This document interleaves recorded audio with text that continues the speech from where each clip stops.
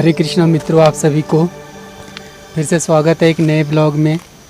और आज मैं आया हूँ मंच तामली वाले एरिया में और आज मैं जा रहा हूँ गुरु गोरखनाथ जी के मंदिर में। गुरु गोरखनाथ जी का जो मंदिर है यहाँ पर बहुत ही प्रसिद्ध मंदिर है।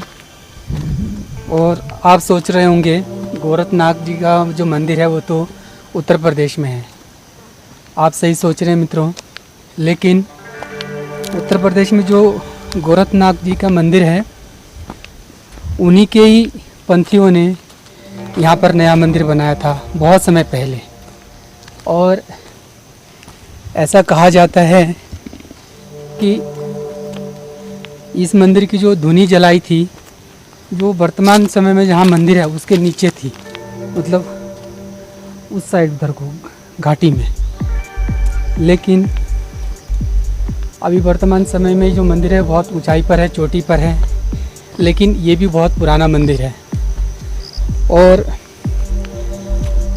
और ऐसा माना जाता है कि ये इस मंदिर की जो धुनी जलाई थी प्रथम बार, तब से अब तक इसकी जो धुनी है अनवरत जल रही है। और यहाँ तक कहा जाता है कि इसकी जो धुनी है वो सतयुग से अभी तक कंटिन्यू जल रही है। अब आप सोचिए कितना पुराना मंदिर होगा ये।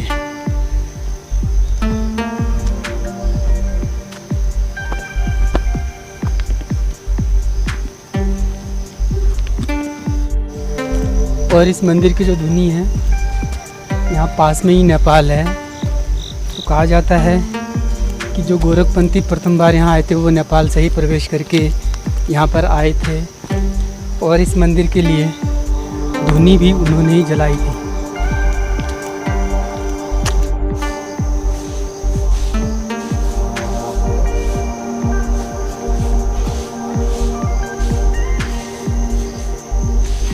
ये एक श्रद्धालुओं के लिए बैठने का स्थान बना रखा है। और यदि आप गुरु गोरखनाथ जी के मंदिर में आना चाहते हैं तो चंपावत नगर का जो मुख्यालय यानी कि चंपावत नगर से लगभग 40-45 किलोमीटर दूर है मंच तामली वाले रोड में। और रोड से ही 1-1.5 किलोमीटर पैदल है, जैसे कि मैं जा रहा हूँ। ये इस तरीके से पगडंडी RCC रोड है। इस मंदिर का जो इतिहास है वो आप इस बात से लगाइए कि कितना पुराना मंदिर है कि सतयुग से अब तक इसकी जो धुनी है वो अनवरत जल रही है। अब आप सोचिए कितना पुराना मंदिर होगा।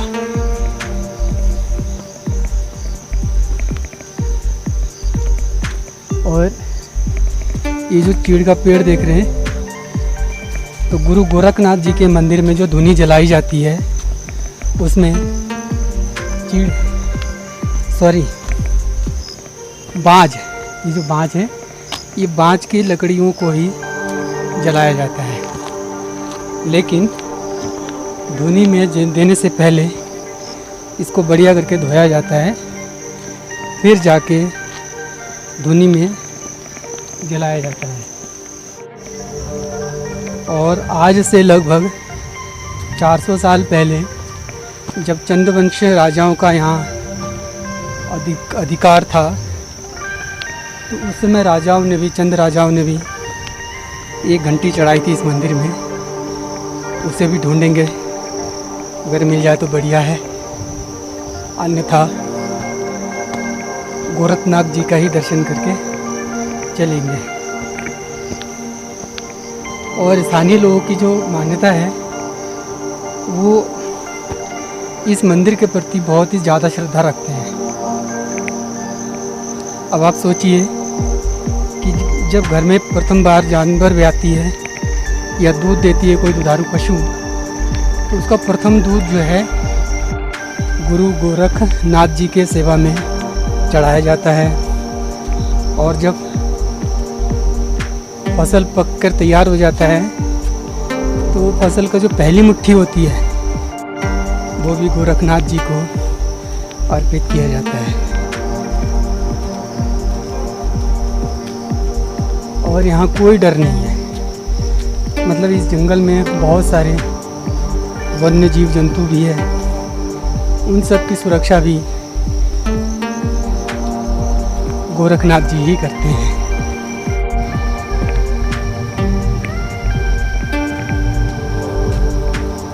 और सामने वन विभाग की ओर से श्रद्धालुओं के बैठने के लिए भी बेंच बनवाया गया है।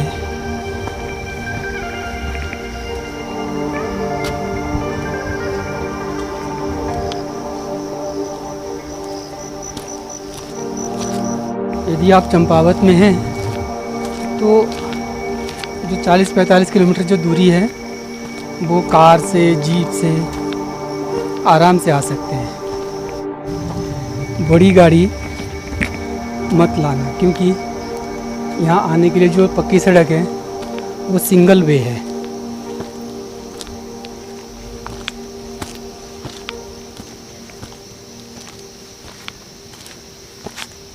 और यहाँ से नेपाल भी ज़्यादा दूर नहीं है। इधर को मेरे ख्याल से 20-25 किलोमीटर दूर ही नेपाल है। यानी कि पहले काली नदी आएगी हमारी, उसके बाद नेपाल। भारत और नेपाल के बीच में जो सीमा निर्धारण का काम करती है सबसे ज़्यादा, वो काली नदी ही है। और यही नदी जब नीचे जाती है टनकपुर के पास, तो इस नदी को शारदा नदी के नाम से जाना जाता है, और उससे ऊपर काली नदी।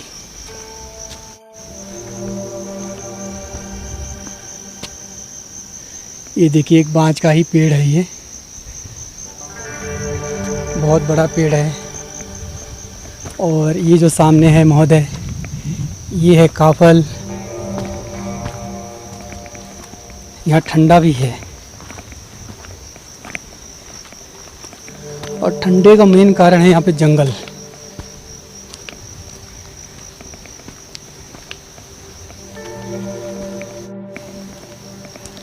तो चलिए चलते हैं भोले जी का नाम लेते हुए, क्योंकि मैं भी इस मंदिर में यानी कि गोरखनाथ जी के दर्शन हेतु प्रथम बार आया हूँ।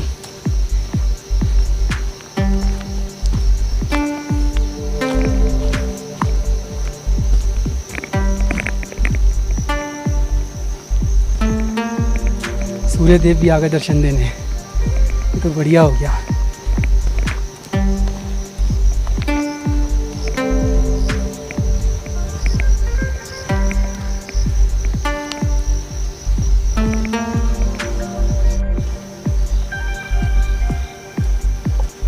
लेकिन मित्रों, एक बात बताऊं मैं आपको कि गुरु गोरखनाथ जी जो थे, इनको गौ रक्षा के नाम से ही मुख्य रूप से पहचाने जाते हैं। क्योंकि कहा जाता है कि गुरु गोरखनाथ जी ही गायों की रक्षा करते हैं। और यहाँ पे जो स्थानीय लोग हैं वो भी इस बात को मानते हैं कि गायों के साथ साथ गुरु गोरखनाथ जी जो हम सब की और इन जंगलों में जितने भी वन्य जीव हैं सबकी रक्षा करते हैं। और सबसे मज़े की बात बताऊं कि जहाँ गोरखनाथ जी यानी कि जहाँ शिव है वहाँ सत्य है, और जहाँ पर सत्य और शिव दोनों हैं वहाँ तो सुंदरता होना बिल्कुल आसान बात है। आप समझ गए होंगे कि देखिए कितना सुंदर है ये।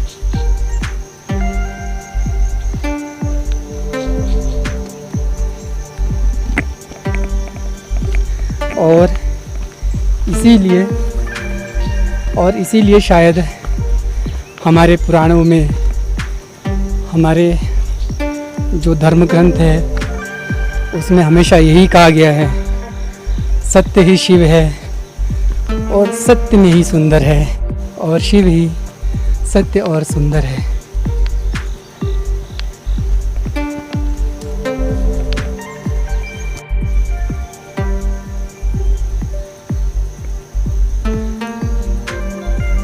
अभी स्वेटर खोल लिया क्योंकि इस ठंड में भी गर्मी का एहसास होने लग गया है। जैसे जैसे चढ़ाई करते जा रहे हैं शिव की ओर, गुरु गोरखनाथ जी की ओर, तो स्वयं में भी गर्मी का अनुभव होने लग गया है।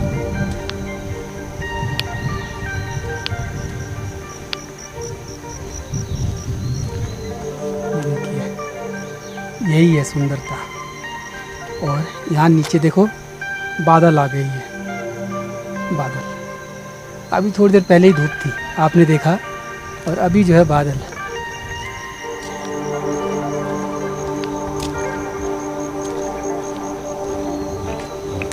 और ये देखिए पेड़ है,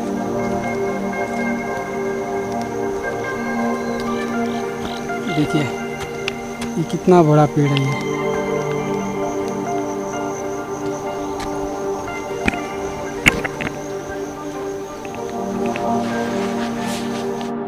और लगता है अभी धूप आने वाली है इन बादलों के बीच में से।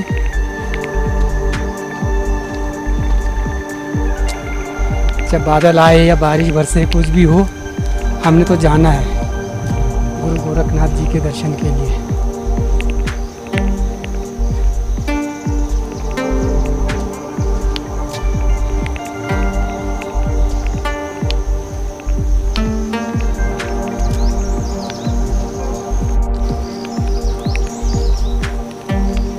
देखो कैसे अंधेरा जैसा हो गया बिल्कुल, लग रहा बस पहुंचने ही वाले हैं, क्योंकि ये जो टावर दिख रहा है आपको, टावर बस इसी के ही पास में ही गुरु गोरखनाथ जी विराजे हैं।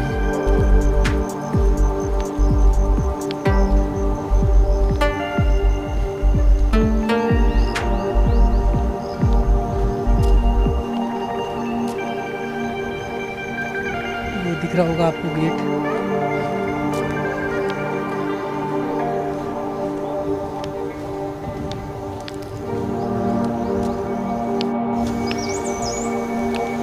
सब लोग बोलिए जय भोले।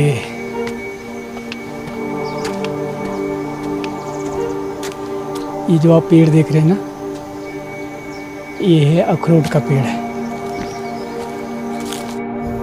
ये देखिए मित्रों, अभी थोड़ी देर पहले धूप थी और फिर ये आ गई, बादल आ गए। और मैंने आपको पहले वीडियो में एक बार कहा था तिमुर, ये देखिए तिमुर के फल, ये पूरा पेड़ ही तिमुर का है और इसमें फल भी पक कर के लाल लाल हो रहे हैं। चलिए आगे बढ़ते हैं भोले जी के दरबार में। अरे ये बादल आ गए फिर से।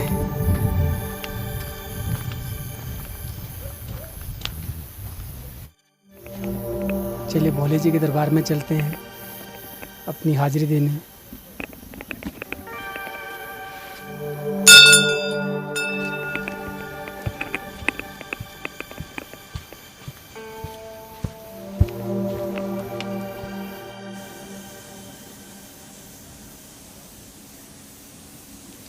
चलिए मुख्य मंदिर की ओर चलते हैं।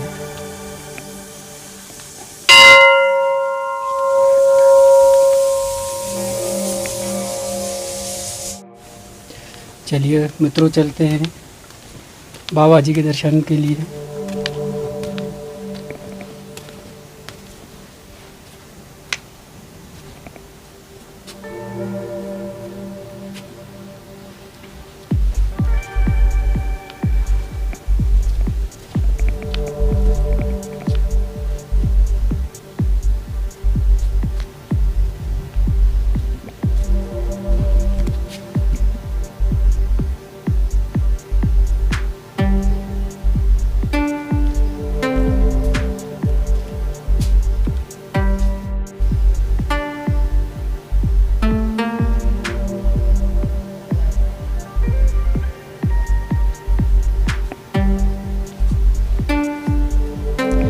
ये है जय बाबा गोरखनाथ जी, जिन्होंने सत्ययुग में इस मंदिर की स्थापना करी थी।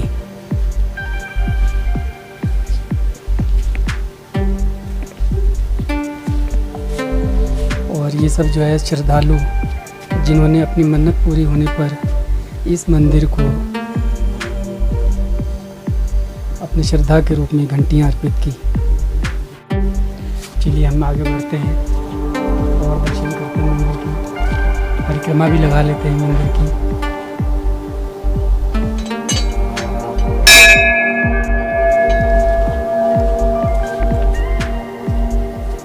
जितने भी श्रद्धालु जो घंटियाँ देख रहे हैं आप, ये सब श्रद्धालुओं ने ही दान किए हैं।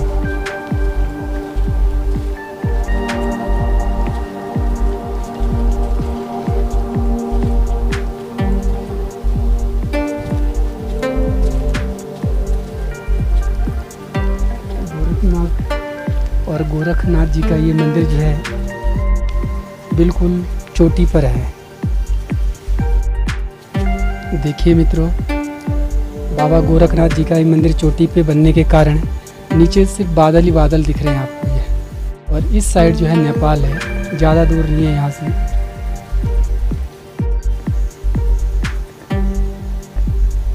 और इस साइड जो है देखिए काफल और देवदार के बड़े बड़े वृक्ष।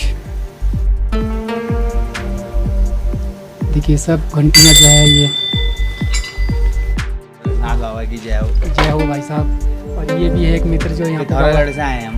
पिथौरागढ़ कहाँ रहते हैं? हम यहीं चले बढ़ावे। हाँ हाँ। मैं पहले गंगोलिहाट रहता था। ठीक ठीक, हम तो वैसे यहीं चंपावती रहने वाले हैं। यहाँ पिथौरागढ़ वैसे रहते हैं, पिथौरागढ़ घर है, यहाँ चंपावती भी रहने वाले हैं। तब आते रहते हैं, अच्छी बात है। और आते रहते हैं मंदिर वैसे। बाबा गोरखनाथ जी आप लोगों की मनोकामना पूरी करें। बाबा जी हमेशा साथ ही हुए। तो चलते हैं मित्रों, ये है बाबा गोरखनाथ जी का आशियाना यानी कि मंदिर।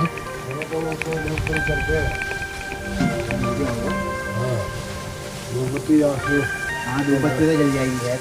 हमने कहा तो मित्रों, बाबा गोरखनाथ के मंदिर के इस अंक में इतना ही। हमेशा खुश रहिए, मस्त रहिए। हरे कृष्णा।